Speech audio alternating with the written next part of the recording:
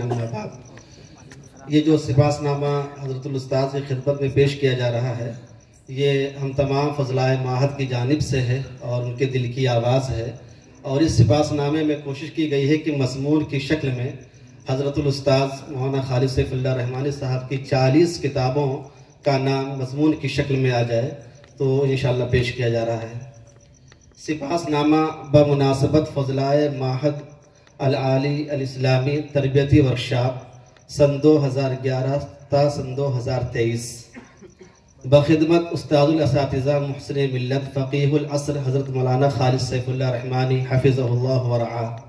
صدر آل India Muslim personal لا board, بانی و ناظم المعہد العالی الاسلامی حیدرآباد۔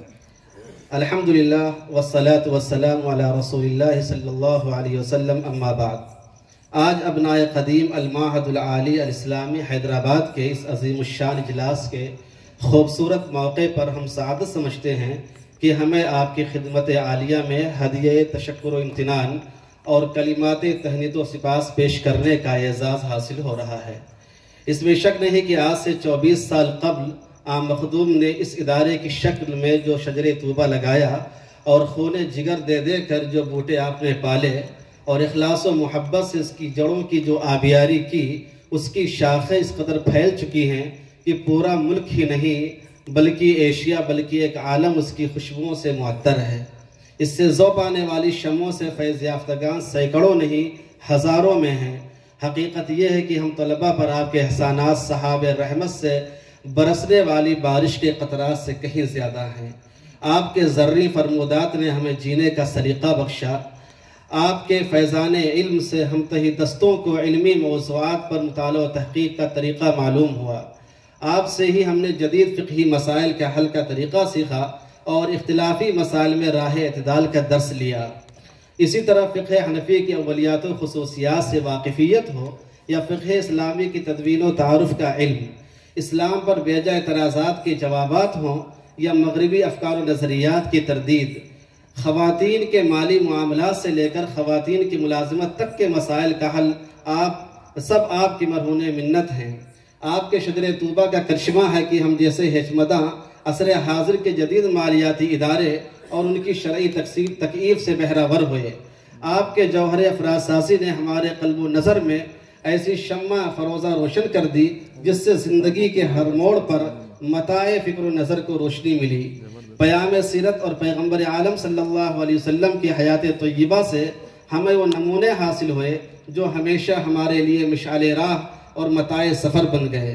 آپ کی کتابوں سے ہم خوشہ چینوں کو حلال و حرام میں تمیز کا سلیقہ پیدا ہوا۔ آپ کی ذرہ نوازیاں اور کرم فرمائیاں صرف ہم طلبہ تک محدود نہیں، بلکہ جب عوام الناس کو آسان ترجمہ و تفسیر کی ضرورت پڑی تو آپ نے ان کی رہنمائی کی۔ مبتدی طلبہ کا تقاضا ہوا کہ عقائد کی زلفوں کو سنوار کر آسان علم کلام کے طور پر مواد پیش کیا جائے، سو وہ تقاضا بھی آپ کے قلم گوہر بار سے پائے تکمیل کو پہنچا۔ ابتدائی مراحل میں طلبہ کو آسان اصول فقہ اور آسان اصول حدیث، اسی طرح آسان اصول تفسیر کی ضرورت تھی، تو آپ نے ضرورت بھی پوری کی۔ نیز جب اسلام اور جدید فکری مسائل کا تصادم ہوا تو آپ نے ان کا شاندار حل پیش کیا۔ سب سے بڑی بات یہ ہے کہ عربی زبان سے ناآشنا افراد کے لیے اردو زبان میں کیسے قاموس الفقہ تیار کی جا سکتی ہے، یہ سلیقہ بھی آپ نے دیا۔ ہندوستان سے باہر دنیا کی موجودہ علمی و تاریخی تہذیب و ثقافت کو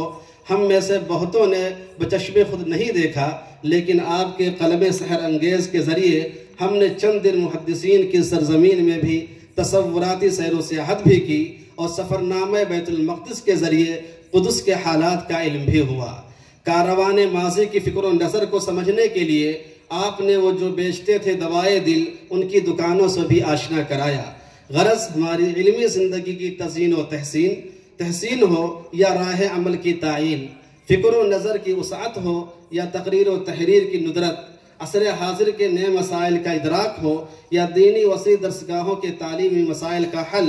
فتویٰ نویسی میں کتاب الفتاویٰ کے منہج کی تفہیم ہو یا محاضرات کی ترقیم، سب آپ کے صحابہ کرم کا فیضان اور آپ کی محنت شاقہ و فکر مسلسل کی مرہون منت ہے۔ سچ تو یہ ہے کہ مشت نمونہ از ہروارے یہ چند غیر مرتب باتیں مخدوم مکرم کی خدمت میں پیش کر دی گئی ہیں، وگرنہ سفینہ چاہیے اس بحر بے کراں کے لیے۔